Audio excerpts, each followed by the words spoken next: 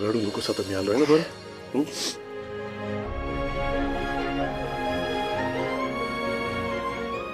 आधी कुहूला आणायला हवं, कारण मयू सापडत नव्हती ना, म्हणून मी तिला घरी पाठवलं होतं. अहो ऐका ना, आता ना तुम्ही आलात ना तर एक एक करून आपण सगळ्यांना सांगूया. पण आई बाबांना फोन करून नका सांगू, ते घरी आल्यावरच सांगूया, चालेल ना?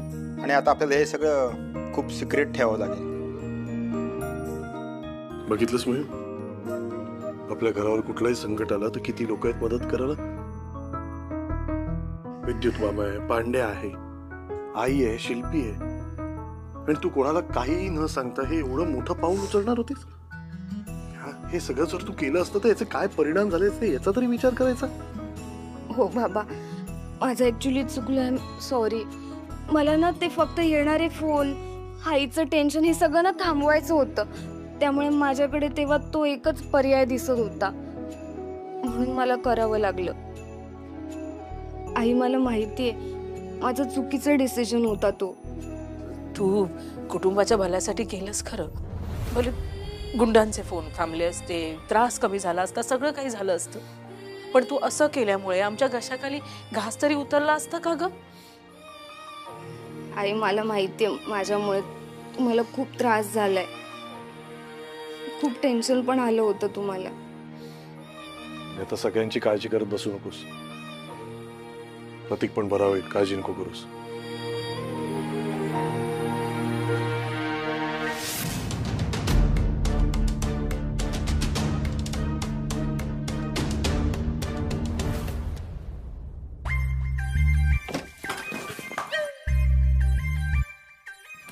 धूळ धूळ धूळ धूळ. हा, इथं आमच्या विंगीत येतं साफ करायला. नाही रे बाबा,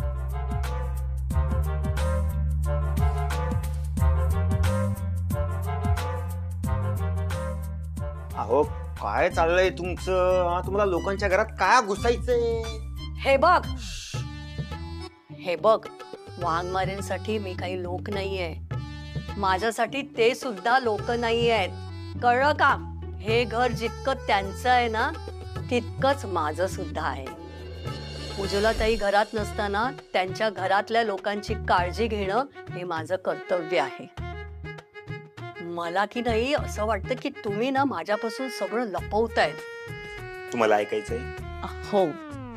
कोणाला सांगणार नाही ना? नाही सांगणार. शपथ? हो, शपथ.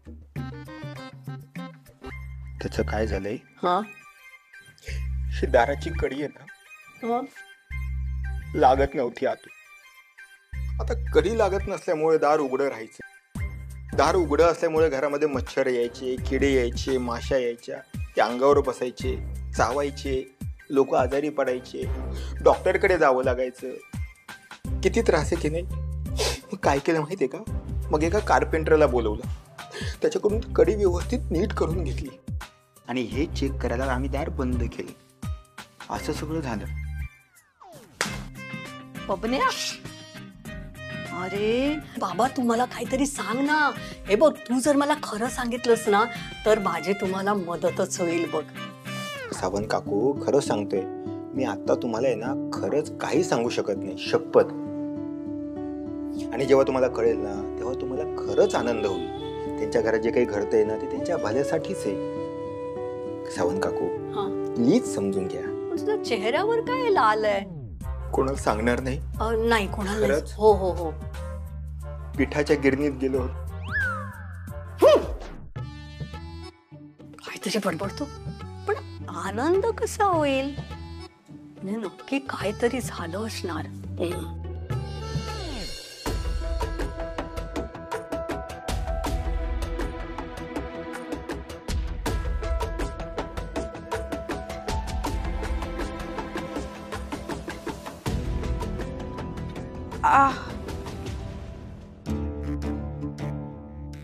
काय झालं? अरे मला ना मलम हवंय जरा. माझा ना हात जरा मुरगळलाय. ते मग अशी मारामारीत नाही का, मला पण इथे लागलं ऍक्च्युली. मनगट माझं जरा मुरगळला गेल्यासारखं झालंय. मला तेव्हा नाही कळलं, पण आता एकदम खूप दुखायला लागलंय. क्रेप बँडेज असेल तर लाव त्याला. आणि लवकर लवकर डॉक्टरांना दाखव. ते जास्त वेळ असं ठेवू नकोस. तू देतोस का बांधून? बघ कुठे असेल ते लावून घे ना. लवकरात लवकर कर, नाही तर मग ते परत वाढेल.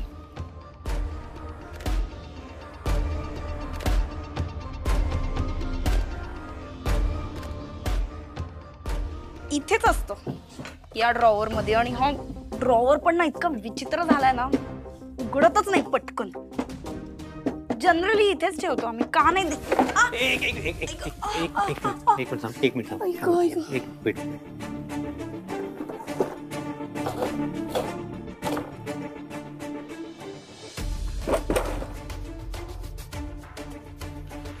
अरे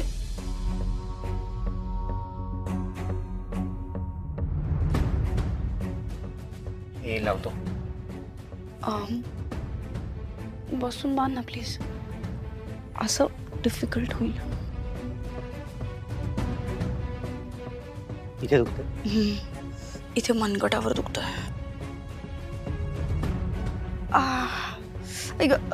विद्युत हळूहळू प्लीज प्लीज.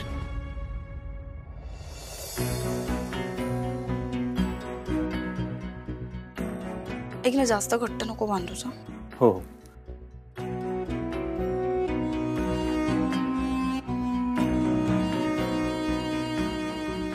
दादा आणि वहिनी एकत्र आले, बरं झालं ना. गरज असते रे माणसाला कंपॅनियनची, साथीदार पाहिजे. एकमेकांना एकमेकांची गरज असते. मग आपण का वेगळे राहतोय? आपण का नाही होत एकत्र? म्हणजे आता तू माझ्यासाठी हे सगळं करून देतोयस, माझी इतकी काळजी आहे तुला, आहे ना? आहे तुला काळजी? हो शिल्पी, मला काळजी आहे तुझी. शिल्पी, आता आहेत ना माझ्यासमोर खूप मोठे मोठे चॅलेंजेस आहेत. कसले चॅलेंजेस? श्रेयसची ही जी केस आहे इन्शुरन्सची, ही खूप रेअर केस आहे, कॉम्प्लिकेटेड आहे. ही जर सॉल्व्ह नाही झाली ना तर खूप मोठा लीगल ऑफेन्स होऊ शकतो.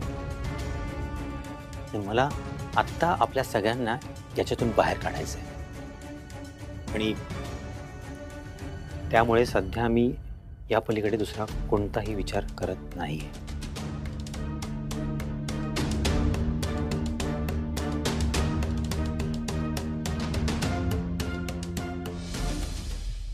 वहिनी, औषधं आणली आहेत. औषधं आणलीस? दे माझ्याकडे. हळू हळू. मी सॉर्टिंग करते सगळं. हा, ते काय ना,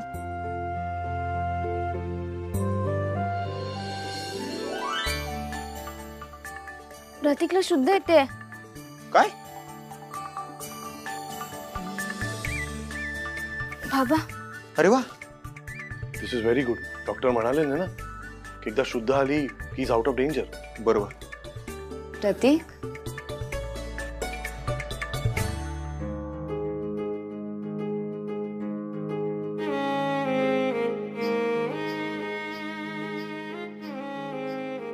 प्रतीक थांब, हलू नकोस अजिबात. डॉक्टरने तुला आराम करायला सांगितलं. असंच पडून राहा. आणि काय रे, एवढं लागलेलं सांगायचं नाहीस का? एकटा गपचूप सहन करत बसलास. तू ना अति शाणेगिरी करू नकोस ना, तुला फटके देईन मी. रिलॅक्स मयुरी, इतकं काही नाही झालंय. अशी कशी रिलॅक्स राहू रे मी? अच्छा, एनिवे प्रतीक, डॉक्टर आलेले, त्यांनी चेक केलंय तुला, औषधं सुद्धा प्रिस्क्राईब केली आहेत, घेऊन आलोय आम्ही. त्यांनी सांगितलं तुला स्ट्रिक्टली आराम करावा लागेल. सो काही दिवस इकडेच राहा. सर सर नको, मी घरी जातो, ते बरं पडेल मला. वेडा आहेस का तू? घरी एकटा कसा काळजी घेणार आहे स्वतःची? आम्ही इथे सगळे आहोत, सगळे तुझी काळजी घेऊ. बरं वाटेपर्यंत अजिबात कुठे जायचं नाही, कळलं? मयू, अगं असं काय करतेस? हे लेक्चर वगैरे ना नंतर देता येतं.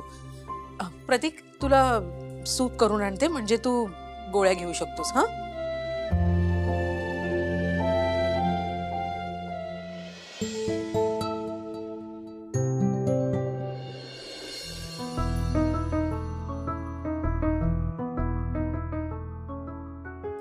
अश्विनी, मयुरीच्या डोळ्यात जे मी बघितलं ते तूही बघू शकतेस. प्रतीकची खूप काळजी घेते ती. जास्तच घेते. मोठी झाली मुलगी. हो ना. कसे भराभर दिवस निघून गेले. मला वाईट फक्त एकाच गोष्टीचं वाटतं की मी प्रतीकच्या बाबतीत खूप वाईट विचार केला होता. पण आता लक्षात येतंय की मयुरीच्या बाबतीत त्याचं कुठलंही वाईट इंटेन्शन नव्हतं. चांगला मुलगा आहे. मयुरीचाही खूप जीव आहे त्याच्यावर. पण जोपर्यंत तो बरा होत नाही तोपर्यंत हा विषय काढायला नको. हो, आणि मयुरीलाही त्याची काळजी घेण्यापासून थांबवायला नको. हो ना. हो, अगदी मोठी झाली अशी काळजी घेते त्याची. याला उकळी येईपर्यंत ना मी त्याला काहीतरी थोडं खायला देते, म्हणजे रिकाम्या पोटी त्रास व्हायला नको. हो ना. अश्विनी, हां, फायनली मी घरी आलो.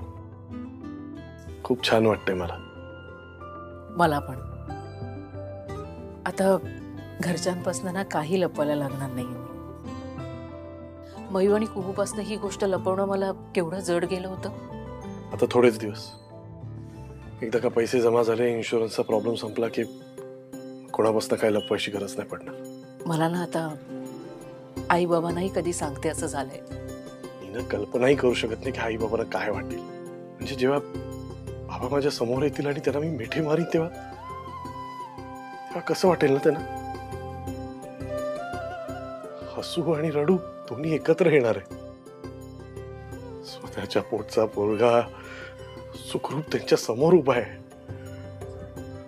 जिवंत आहे. कळल्यावर वेगळाच आनंद होईल त्यांना. मलाच आता मयुरीला बघितल्यावर किती आनंद झाला.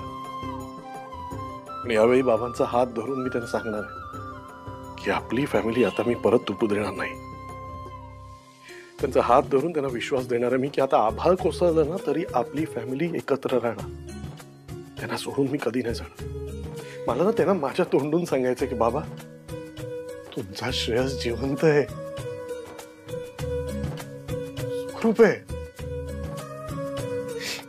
किती आनंद होईल ना त्यांना.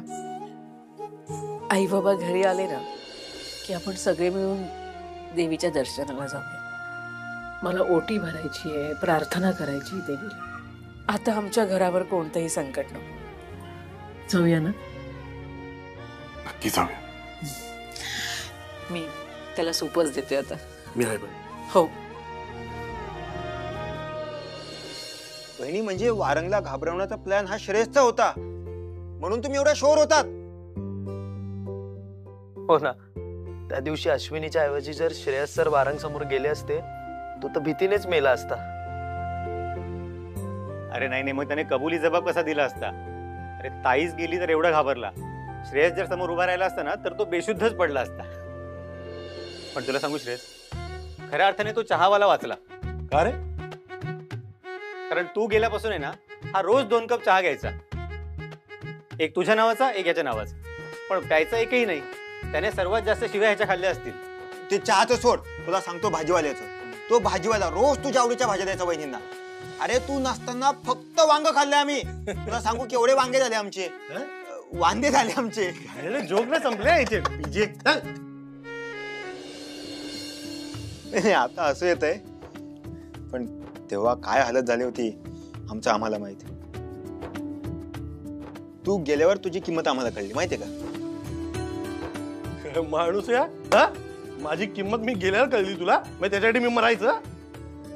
तुझी किंमत मला माहिती आहे, मरायची गरज नाही तुला. अरे पण माझ्यासारखा मित्र मिळायला नशीब लागतं, माहितीये का? ते विद्युतकडे नाहीये. काय तर हे मैत्रीचे सोहळे चाललेत. नौशा येईल यांचा एक गोड बोलणं ऐकून. आता उद्या सकाळचं पहिलं काम मस्तपैकी मॉर्निंग मध्ये जायचं आपण टपरीवर आणि गरम गरम चहा मारायचा. यस. नाही बबन ऐक. हे बघ, श्रेयस जिवंत आहे आणि तो आपल्या घरी आलाय हे सध्या कोणालाही कळता कामा नये. जोपर्यंत हा इन्शुरन्सचा प्रॉब्लेम सॉल्व्ह होत नाही तोपर्यंत. ओके. आणि प्लीज सगळ्यांनी काळजी घ्या, नाही तर इमोशनल व्हाल आणि सगळा घोळ होईल.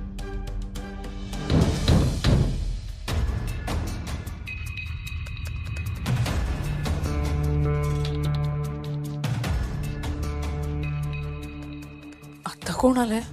जे काही झालं त्याची चौकशी करायला पोलीस आले नसतील ना? केकेला अरेस्ट झाली म्हणून त्यांनी त्याचे गुंड बिंड पाठवले नसतील ना?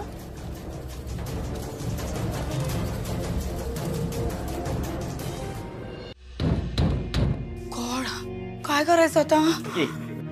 श्रेयस, तू आतल्या रूम मध्ये जा. हो. अश्विनी, आपण पण तयारी ए, करायला तू- हवी. तू शांत राहा. प्रतीक प्लीज तू आराम कर. तुझी तब्येत बरी नाहीये. मी आणि विद्युत बघतो काय करायचं ते. विद्युत रेडी राहा. हो. मी दारू घडते. मला भीती वाटत, नको ना दारू बुडूस. भयू, असं करून कसं चालेल? दार तर उघडायलाच लागेल ना. बघते मी. आई, भयू, वहिनी सांग.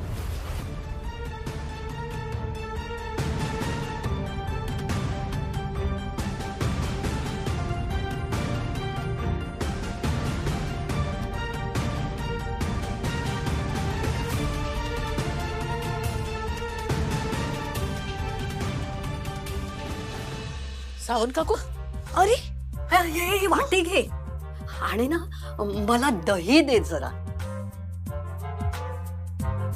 अगं, काल मी कढी केली होती ना, तर विरजण ठेवायचंच विसरले मी.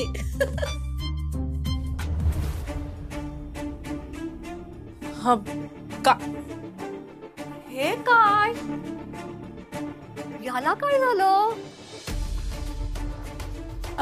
काकू, मी दही आणते तुमच्यासाठी. हो हो हो. काय? याला इतकं कसं काय लागलं? बाईक वरनं पडला तो आणि त्याला लागलं, थोडस लागलं. हा म्हणजे डॉक्टरनी आराम करायला सांगितलं म्हणून आराम करतोय. अच्छा, म्हणून तुम्ही दार लावलंय होय?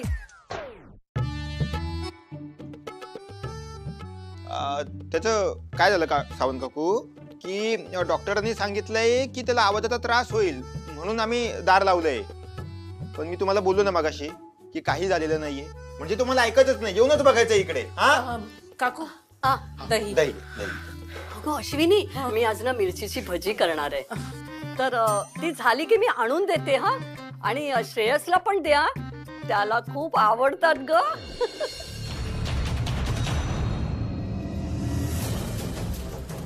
त्याला म्हणावं, आतल्या खोलीत बसून लपून खायची असतील ना तरी चालेल, पण भजी मात्र नक्की खा. हा,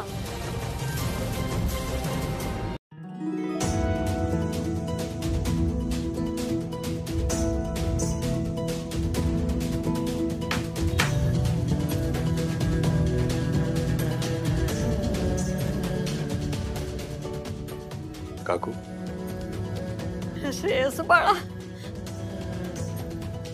तू माझ्या पोटी जरी जन्म नाही घेतलास तरी मी तुझ्यावर तुझ्या आईसारखी मी माया केली आहे रे. हो का? पण खरं तुला हे कसं काय कळणार की तू परत येशील आणि मला काहीच कळणार नाही म्हणून? सॉरी सावंत काकू, आमच्या सगळ्यांचा नाईलाज होता म्हणून तुम्हाला सांगितलं. सावंत काकू, पण तुम्हाला कसं कळलं हे? हा, काय ना, तुम्ही घरी परत येताना की नाही मला ना थोडी चाहूल लागली होती. तर मला असं खरं वाटलं की हे जर असं खरं असेल तर या विचाराने ना माझ्या मनाची कालवाकालव झाली ग. आणि नंतर तुम्ही हे दार बंद केलं. आता दाराच्या मागून मला मोठमोठ्याने हसण्याचे आवाज ऐकू येऊ लागले. आता इतक्या दिवसाने हे घर इतकं हसतं खेळतं हे बघून की नाही माझ्या मनाची की नाही खात्री झाली की श्रेयस परत आला असणार. अहो सावंत काकू, पण तुमच्या दार वाजवण्याने आमच्या आनंदाची हवा गेली ना पार. आम्हाला वाटलं ते गुंड परत आले की काय.